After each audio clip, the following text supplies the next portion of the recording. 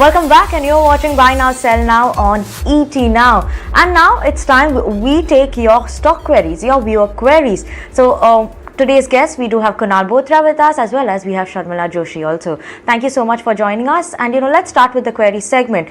Kunal, I'm going to start with you. We have a query firstly coming in from Ujjwal Kumar, who's asking a technical view on Avanti Feeds. He's holding it at 642 rupees. So what should he be doing with it? I think you should continue to hold. The stock is at 580, 582 levels, just nudging towards a breakout on the swing charts. On the weekly charts, I think it's already hit back towards a breakout on indicators for itself. So it's a matter of time, maybe in a few more weeks, for the stock to gain momentum for itself. I believe that you should look to hold on, and if possible, I think that's the strategy which you should have probably done it earlier. That if the stock gets into a 20% kind of a correction mode from your earlier buy price, then that could have been a classical point for you to average it out further, specifically on that 510, 500 odd mark where the stock had tested in the month of November, December. So I believe you should look to hold on, but if there are any kind of further opportunities, you should look to average it out further. Okay, surely. And Sharmila, we have the next query coming in for you. Sindhu Priya is asking whether they have actually purchased 120 shares of Tata Steel at around 1,300 a few months back. So now whether they should switch to some other IT companies or some other sector. What is your long-term advice on that? I continue to be positive on steel as a sector, and I think I believe there's a report today that sort of is negative on the outlook for steel globally. I think these things need to be taken in context, because we were in a phase where we were recovering from a multi-year sort of a cycle, and we have in the last couple of years the entire global picture for steel has changed substantially. But so, obviously, I don't think that from current levels you're going to make the kind of returns that you did on a Tata Steel if you had purchased it maybe 2 years back or 3 years back. But that said, I think even from current levels in the domestic context and the kind of demand that there is, I think the investor, if the investor is a long-term investor, they can stay invested. I think even from current levels, I do see about a 10 to 15% upside. Okay, so 10 to 15% upside is what you're seeing. Kunal, next one is for you. We have Tarun who's asking about Amber Enterprises. What kind, he's saying that there has been a kind of symmetrical triangle breakout at around 3,500 levels. So if yes, can it be bought at current levels? Well, yes, there are price pattern breakouts which are visible for many of these mid-cap names. So Amber Enterprise also no exception. But then you have to look at this in the context of what the stock has been doing over the last, I think, 12 months from the previous year low, when the stock was, I think if I'm not wrong, just around that 750 odd mark. It's done exceptionally well, moved up to a 3,500 levels. I think the stock had hit a fresh high for itself in the month of December, and post that the stock had gone into a 3-4 month of consolidation for itself. So I think it's a stock which is getting into a consolidative mode, and when the stock is into a consolidation, you would keep on finding these symmetrical triangular patterns. But if the stock gets into a consolidation, then it may spend a lot of time because of the nature of the stocks, which is very, very low beta. So it's possible that the stock may remain into a drag. So just based on this price pattern, I would not suggest that you can initiate a short-term buy call. But then if you're looking at it from a longer-term structural change in terms of portfolio, say for the next 2 years, 3 years, then it makes sense to start chipping in at current levels. Okay, Natrajan Ramesh is asking for a long-term view, Sharmila, on JSPL. He's bought 250 shares at 388 rupees. So what is your 2 to 3 year view on JSPL? I think once again a query from the steel sector. So I think the view would remain the same. For JSPL, I think the other positives are that the numbers have been good, and they have been sort of on track to repay debt, etc.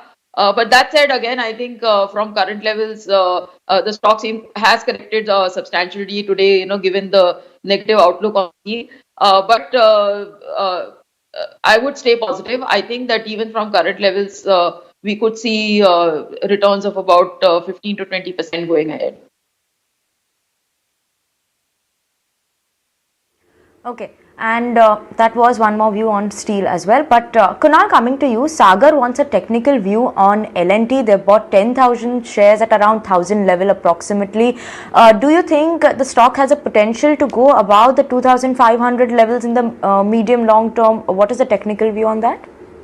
So L&T has a very high correlation with respect to the movements on the benchmark index, that's Nifty.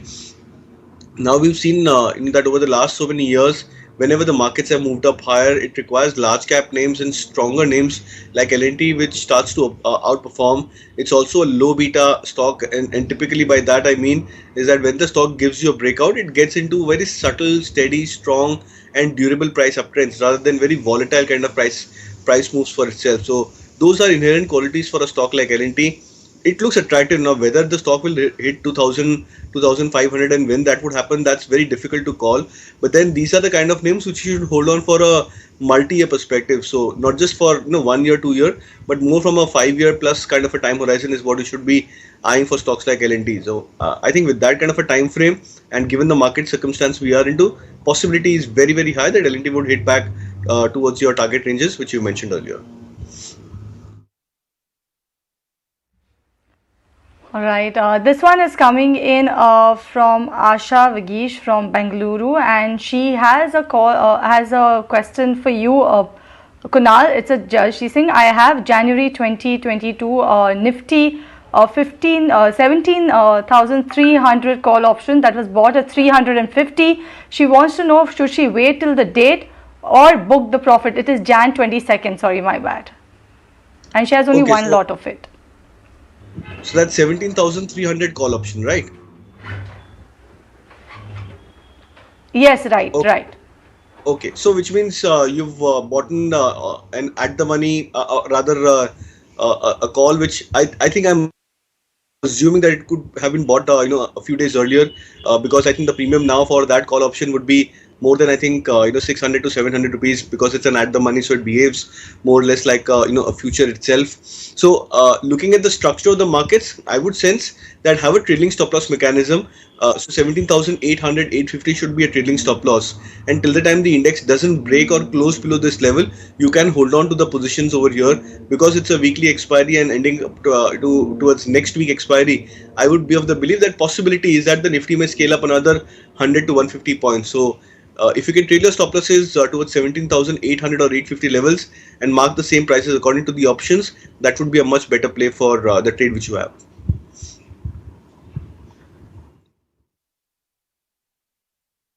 Kunal, and this one's from Vijay from Chennai, and he has a question on Sun Pharma. He wants a short period target or technical view advice from you on Sun Pharma. What should he do? I'm unsure if Vijay already is holding this particular counter. Yes, he has this counter, but he's not given me the quantity or the buy price. So I'm assuming that if it's a short term, he must have purchased just about a few days back itself, or if not today. The stock is heading towards yet another breakout mode. So the last 1 month, December, bottoms for Sun Pharma, which was around 750 mark. From there, the stock outperformed at a time when the markets were a bit dicey and volatile. So it was another few large cap Nifty 50 names which managed to start up and show its periods of outperformances. After a brief period of correction, it's trying to come back into the stronger bouts of momentum for itself, which means eventually, maybe in the next couple of days, you would see a breakout happening on Sun Pharma and back about that 850, 855 mark. So if it's purely a short-term query, and I would believe that possibility of 850, 855 over the very near term could be a decent target for Sun Pharma if it's a query for the next maybe 3 to 5 trading sessions.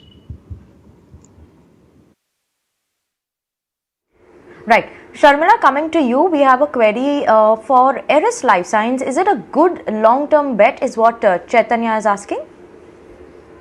Which is the company? Eris Lifesciences. Yeah, Eris Lifesciences. Yeah, I think you can sort of, if you're a long-term investor, you can look to invest. The stock does seem to have corrected from its highs recently, but given the kind of numbers that they have and the kind of news flow around the stock, I think if you're a long-term investor, you can stay invested.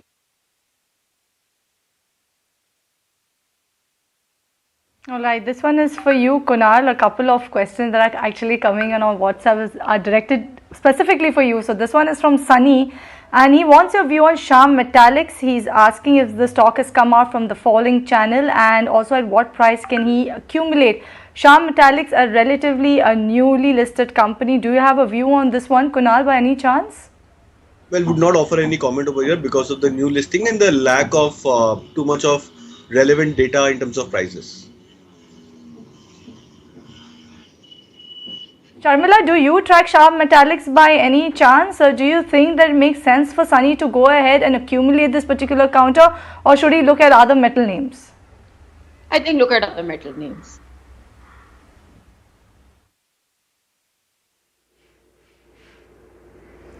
Okay, Sharmila, I'm going to continue with you as well. Continuing, we have Pratik, who's asking, he has purchased 200 shares of Syngene at around 570 and he's holding it for a long term. But what's the prospect they're seeing coming in for the stock in a long term holding perspective?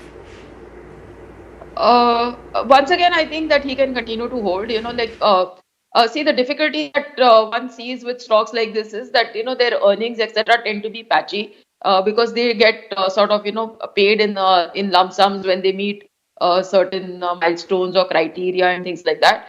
But overall, this is a business model that I like, and as I'm saying, I think the only caveat here is that you need to have a little bit of patience because these are the sort of research oriented companies, and you need to give that enough gestation period for you to really justify being invested in a stock like that. So I think be patient and stay invested.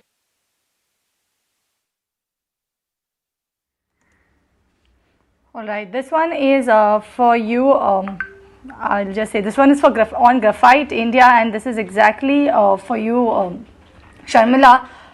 This is Hema Kumar saying that I have purchased Graphite India at 625 rupees per share. Please let me know how long should I hold it to get into the profit levels. Graphite India, highly volatile kind of a counter. What should Hema Kumar do? I think stay invested, because I think, yes, I get his pain in the sense that he probably bought it, when there was a lot of buzz over that entire graphite play.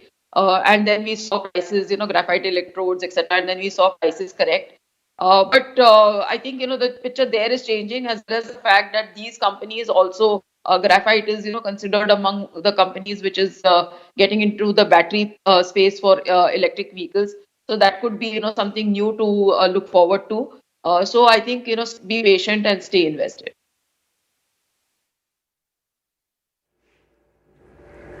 Right. So stay invested and being patient in Graphite India. Even I had a query on that as well, coming in from one more guest, one more viewer. Moving on, Kunal, coming to you. Abhishek is actually asking for your view on DLF shares. They bought at around 390. What would be the target for the short term 2 to 3 months target, and should he be adding more? Well, I think you can just look to hold on to your existing purchase which you have already done. I think it's a good breakout move for DLF, double bottom pattern on the charts. The breakout level is just around that 410, 415 mark where the stock is currently trading. So if it manages to sustain about these levels, maybe over the next few trading sessions, you can look at even a 430, 435 over the very, very near term for DLF. So the key is for the stock to hold up about this 410 to 415 range for itself.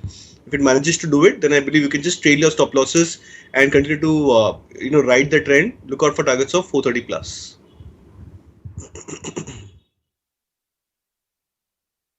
All right, this one is coming in from Akshay Shah. He's saying that he has IDBI Bank 1000 shares which he's purchased at 64.25 rupees per share. He's saying please guide. I'm not sure whether Akshay is looking at a long term or a short term, but I will take the longer term view on IDBI Bank. What's your take, Sharmila? What should Akshay do with his holding in IDBI Bank?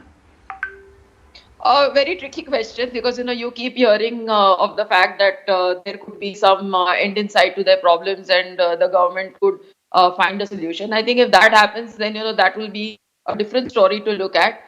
In the current setup, is very. I would think that it might be make more sense to be invested, say, in an ICICI Bank or an HDFC Bank. But as I said, I think, if and market does keep talking of this every now and then, and there have been various statements to that effect. So I think if you have the patience, stay invested and wait to see where this entire process takes you. So I think for now, stay invested.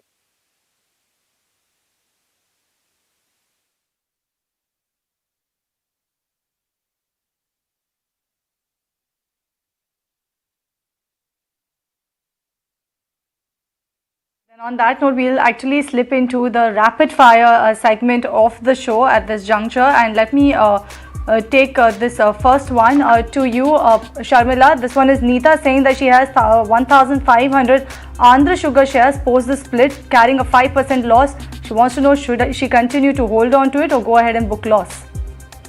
I'm positive on sugar as a space, so I think yes, continue to hold. Okay, Kunal, next one I'm going to be coming to you. Prakash is holding 40 shares of HDFC at 125. Should they hold or book profits? I sense it is IDFC at 50 odd rupees, but then looks attractive. So if it's either which way is IDFC or HDFC, both of them they look attractive. I would definitely recommend to hold. Alright, this one is from Sudha and she's saying that is it the right time to buy IRB Infra at current price for the 1 year frame, and if possible, Kunal, could you give her a 1 year target as well for IRB Infra? Well, yeah, looks attractive. The stock is heading towards straight fifth quarter of price uptrend for itself. So I would suggest that maybe possibly over the next 3 to 4 quarters, you can look at even a 300 plus as a potential target for IRB.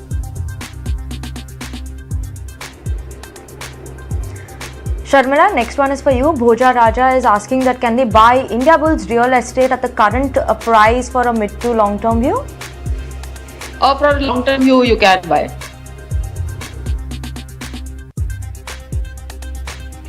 Okay, this one is coming from Megha from Bangalore. Wants to know about Vaibhav Global, bought at around 913 rupees per share. What should she do? Sharmila, stay put with this one. Vaibhav Global. I'm sorry, I don't track this. Yeah, Vaibhav Global. I'm sorry. Alright, Kunal, you want to offer any views on this one? Vaibhav Global by any chance? What should she do? 913 is the buy price. Well, you can look to stay put. The stock is not doing anything much. It's just consolidating in a range for itself. Just wait for maybe a couple of months more. If the stock comes back above 600, 650 level, that could be a time where you can look to average it out further. As of now, just wait.